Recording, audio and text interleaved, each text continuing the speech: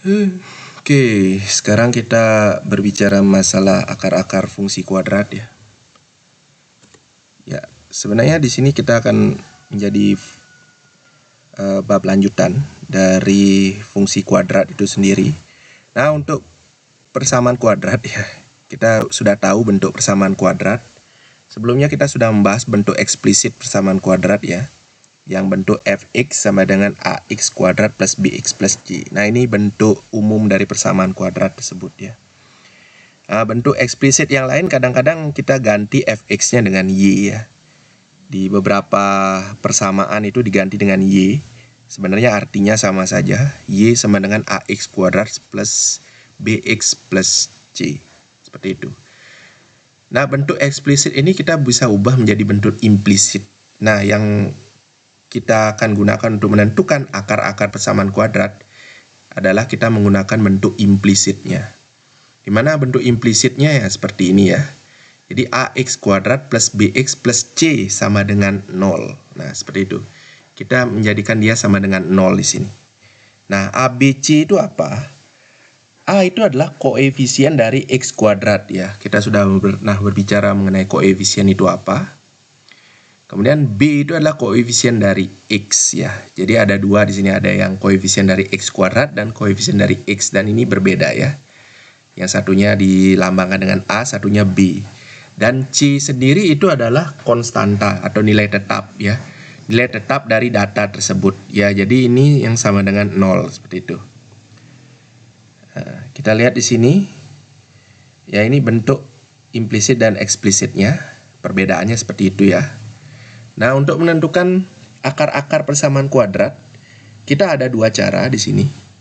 Yang pertama dengan pemfaktoran, yang kedua dengan rumus kuadrat, namanya rumus kuadrat, atau kalau lebih kerennya disebut rumus ABC ya, atau rumus kecap ya.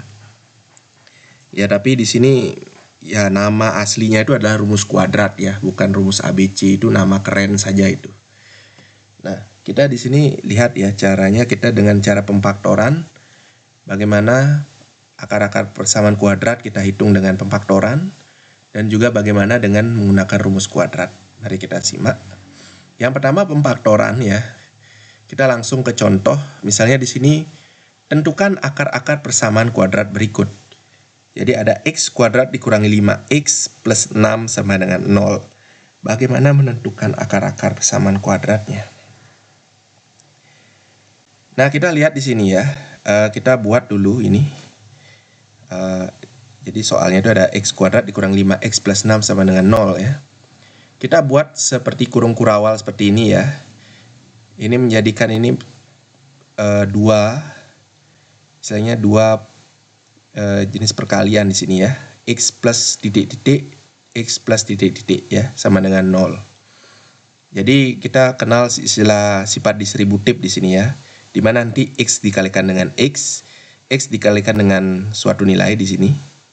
Kemudian suatu nilai dikalikan dengan x, dan nilai yang di sini dikalikan dengan nilai yang di sini.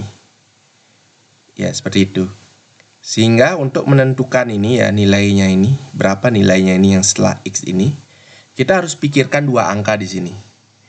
Dua angka yang dijumlahkan menghasilkan negatif 5, dan jika dikalikan menghasilkan 6 ya. Kalau dijumlahkan nih dua angka tersebut hasilnya negatif 5. Kalau dikalikan hasilnya 6. Berapa dua angka tersebut? Pertanyaannya seperti itu. Nah, di sini kalau kita orak-orekkan ya, kita dapatkan negatif 2 dan negatif 3. Berarti di sini negatif 2 dan negatif 3. Karena kalau kita uraikan ini, kita akan mendapatkan bentuk seperti ini ya, x kuadrat dikurang 5x plus 6 sama dengan 0. Ya, kita dapatkan x dikurangi 2, kemudian x dikurangi 3 sama dengan 0. Sehingga nilai x dan ya di sini ada x1, x2 ya. Jadi kita mendapatkan nilai x-nya itu adalah 2 dan 3 ya. Jadi akar-akar persamaan kuadratnya itu 2, jadi x sama dengan 2 atau x sama dengan 3. Seperti itu. Ya, ini dengan cara pemfaktoran ya. Nah, bagaimana dengan cara rumus kuadrat ya. Untuk menentukan akar-akar persamaan dengan rumus kuadrat bagaimana caranya? Jadi dengan soal yang sama, mari kita lihat dengan rumus kuadratnya. Nah, kita tentukan dulu ya. Gini ada persamaan kuadratnya, x kuadrat dikurangi 5x plus 6 sama dengan 0. Jadi untuk rumus kuadrat sendiri itu ada x1, 2 ya. Artinya akar persamaan kuadrat pertama dan akar persamaan kuadrat yang kedua. Jadi di sini bisa kita lihat ada min b atau negatif b di sini ya. B itu apa? Koefisien dari x. Berapa? Negatif 5 ya. Seperti ini ya, negatif 5. Berarti karena ini juga b, berarti negatif 5 juga di sini ya. Dikurangi 4 AC. A itu apa? Koefisien dari x kuadrat. Berapa koefisiennya? Karena tidak ada di sini berarti 1. Ya, jadi 1. C itu berapa? C itu adalah konstanta. Konstantanya berapa? 6. C-nya 6. Jadi ini per 2A ya. 2A, A-nya itu 1 ya.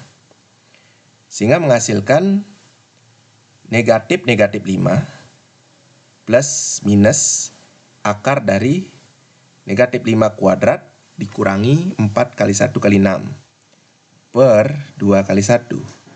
Sehingga menghasilkan nilai, ya kita kalkulasikan di sini, menghasilkan nilai 5 plus minus 1 per 2. Nah, plus minus ini maksudnya apa? Jadi akar persamaan kuadrat yang pertama itu kita jumlahkan. Jadi x1 di sini ya, akar persamaan kuadrat yang pertama. Jadi 5 plus 1 per 2. Sehingga hasilnya adalah 3. Nah, selanjutnya untuk akar persamaan kuadrat yang kedua, karena tadi dijumlahkan, sekarang dikurangkan ya. 5 dikurangi 1 per 2, ini menghasilkan nilai 2 ya di sini. Jadi akar-akar persamaan kuadratnya itu yang pertama itu x sama dengan 3, yang kedua x sama dengan 2 ya. Di sini kita lihat di sini. Jadi akar-akar persamaan kuadratnya adalah x sama dengan 3 atau x sama dengan 2. Sehingga nilainya sama ya. Sama kan dengan nilai yang tadi? Ya, seperti itu. Jadi kita bisa menggunakan rumus kuadrat ataupun pemfaktoran. Kalau kita menggunakan pemfaktoran, kita bisa mendapatkan nilai yang lebih cepat. Cuma pemfaktoran itu kita harus jeli menemukan dua buah bilangan yang dimana dua buah bilangan itu harus sesuai dengan nilai koefisien dan konstanta yang diinginkan di sana, yang ada di sana ya. Itu pemfaktoran.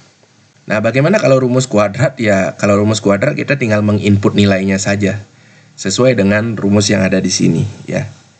Dengan rumus yang ada di sini kita sudah dapatkan akar-akar persamaan kuadratnya. Dan hasilnya akan sama.